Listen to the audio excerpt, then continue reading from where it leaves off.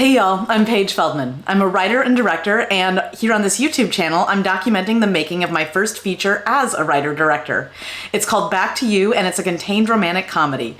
And last week, I went through my new outline for my latest revision, because yes, I outline my scripts again before each revision to help me focus on what I need to be revising and working on in each draft.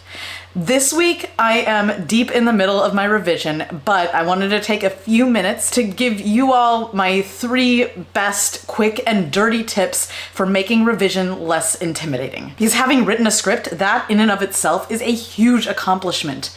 And then knowing you have to change it and delete things and rearrange things to make it better can be so intimidating because you already spent all of the time and effort and energy into making and telling this story the first time.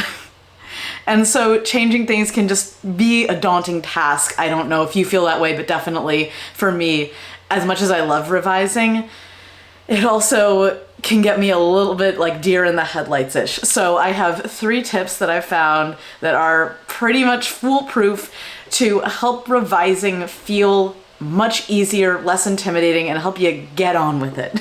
The first tip I got for you is to save your script as. Now, I told you that these were going to be quick and dirty tips, and this one is definitely the quickest and dirtiest of them all because it takes very little effort, but it helps me at least get into the right mindset for revising. Because so much of my fear and trepidation about revising is changing all the things that feel perfectly imperfect and wonderful and that I've fallen in love with in the first draft of the script or the previous draft of the script. But saving my script as into a new document before I either make the changes in the document right there on the computer or when I type in the changes that I've already made on a paper draft of my script, having that clean draft there, one that is identical to the one that I had previously finished, but also is a completely new document that isn't going to mess up all of the stuff that I did beforehand.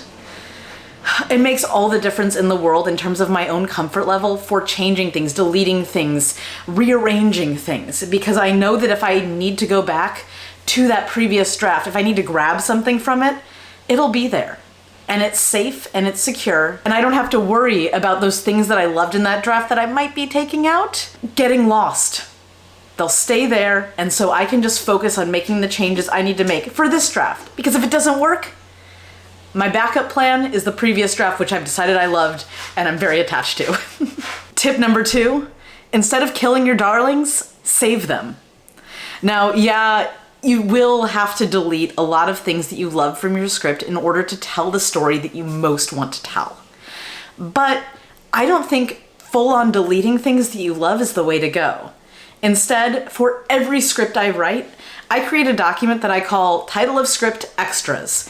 And when I have to kill a darling, whether it's a scene, a line, a half of a piece of dialogue, or a sentence in action description that I think is just beautiful, I copy it, I paste it into that new document, and then I save that document, and then, only then, do I delete that darling that I love. Because just like saving my script as, I'm keeping them safe. They're not gone forever, they're just gone from this draft. And if I want to add them back in, they are super easily accessible. And in fact, there is a line in Back to You that was in my extras folder for 2 drafts.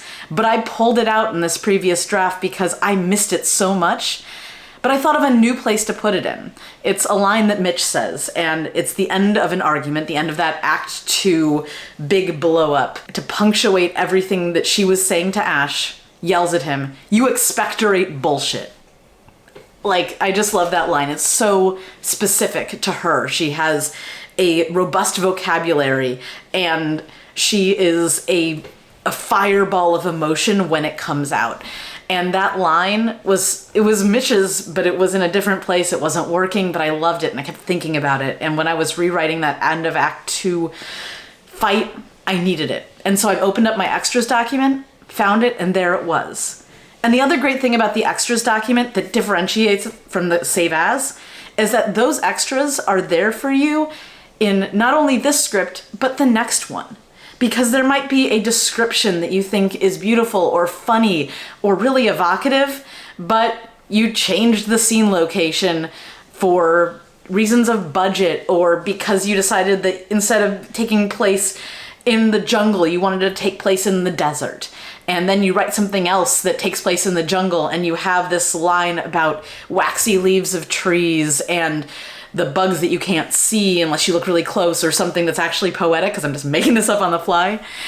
And you can draw from that extras document because you know that everything in that document is things that you really feel passionately about, are good writing, but maybe just didn't work in the current script that you're in. And finally, tip number 3. This one is probably the most important one, because the other two are about getting over fear of changing things, of cutting things you love, of not being able to go back.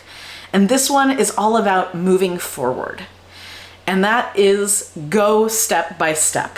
When I first started this revision, despite having done that amazing outline last week, I was so overwhelmed by what I had to do because, first of all, one of my character's internal arcs wasn't clear, so I had to hone it and make sure it was easily discernible for the audience. And then I also have to go through Act 2 and make sure that each scene is functioning as it should, is moving the story forward, and makes sense and isn't boring. And I was just going through, I started my revision, I started going through Act 1, and I was just kind of like rushing through, and I was like, okay, I don't know if this line works, I'll cut this here and cut that there, because I'm at 116 pages, but I'd love to be around 105, maybe, like 98 to 105.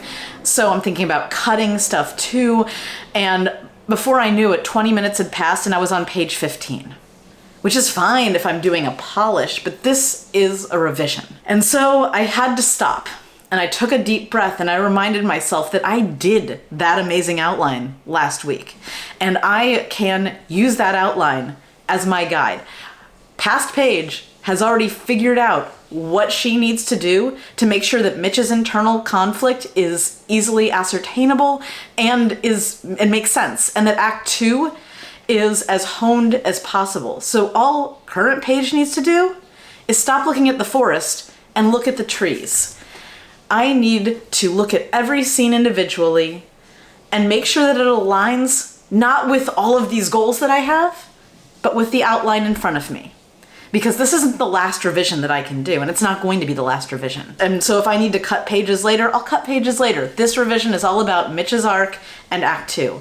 And so I need to go through each scene, each beat, and make sure that Mitch is aligned with what I said she was going to be doing and thinking, and Ash is aligned with what I said he was going to be doing and thinking.